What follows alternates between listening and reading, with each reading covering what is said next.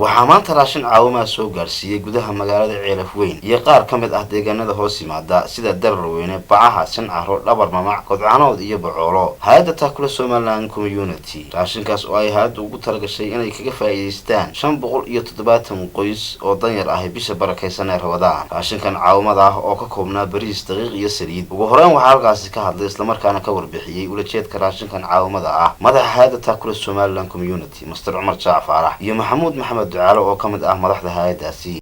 hore waxaan soo maray Dararweyne baan soo qaybinay cuntooyinkan Bacaha Dhabar Mamac tuulada Sancaro dad kamid ah agaarkeeda dega Ceelaf Weyn iyo haddaan joogno Bocoolo waxaan noo sii gudbidnaa Qodcanood oo noo hadhay dadkani waa dadkii abaar waxyeeleeyeen marka deeqdan waxaa noogu deeqday hay'adda muslimiin fadhigeedu Denmark aad baan ugu faraxsan inaan maanta dadkan u nimaadno. maanta halkan aan joognaa waxa weeyaan tuulada Qodcanood oo ay ku sugan yihiin dadkii abaaraha saameeyeen halkan waxaanu ku guddoonsiinaynaa 50 qoys oo dadkii abaaruhu saameeyeen tuulada Qodcanood oo waxaanu guddoonsiinay reer walba nus bariisa daqiiq iyo saliid insha Allah waxaan rajaynaynaa inay ku filnaan doonto iyadoo Ramadaan tahay. geesta kala gudoomiyaha xafiiska miskiin kalkaal ee degmada Ceelaf Weyn Sheekh Salmaan Jaamac Ducaale iyo mas'uuliyiinta deegaanadaas maanta la gaarsiiyay raashinkaas caawimada ah ayaa uga mahadnaqay hay'adda Taakula deeqdaas caawimada ah ee ay soo gaarsiiyeen maanta. هذه صدقة القدر إن شاء الله تعالى. نحن نقول جزاكم الله خير وأحسن إليه كما أحسنت لنا لهذه المساكين في مدينة العيلف وين في صدقتي في رمضان. جزاكم الله خير وأحسن إليك ونشكر لك.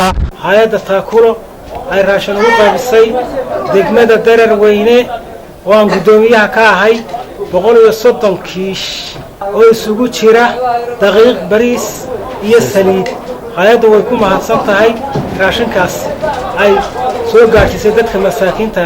waxaa halkan raashin caawimo ah u keenay dadweynaha reer Dararweyne hay'adda Taakulo ee uu ka yahay maamulaha Cumar Jaamac Faarax. raashinkaas oo ka kooban daqiiq bariis iyo saliid 130 qoys. waxaan maanta ka guddoonay hay'adda Taakulo raashin 50 qoys ah oo ay tuulada Dhabar Mamac ku caawisay. waxaan uga mahadnaqaynaa Ilaahay baa mahadda waxaan uga mahadnaqaynaa hay'adda Taakulo sababta halka raashin ugu qaybisay abaadahay 60 qoys raashin aad iyo aad ayay u mahadsantahay waan ugu hambalyeynaa. maanta waxaa naloo keenay oo ay hay'adda Taakula noo keentay 50 qoys raashinkood oo ka kooban qoyskiiba wuxuu leeyahay 25 kiilo oo ah daqiiq 25 kiilo oo bariisa caagad saliida si fiican baanu raashinka u qaadanay. caalamkuna waa arkayaa inaanu dadka yagii siinay oo ay siisay meel fagaare ah baa lagu bixiyay wax guri la geliyay wax gooni loola bayray midna maaha way ku mahadsan tahay. sidoo kale qaar ka mid ah ka faa'iideystayaasha raashinka la guddoonsiiyay maanta ayaa uga mahadnaqay hay'adda Taakula deeqdaasi. anagoo ah tuulada Bocoolo waxaan ugu hambalyeynaa hay'adda Taakulo caawimadii ay soo gaarsiisay maanta.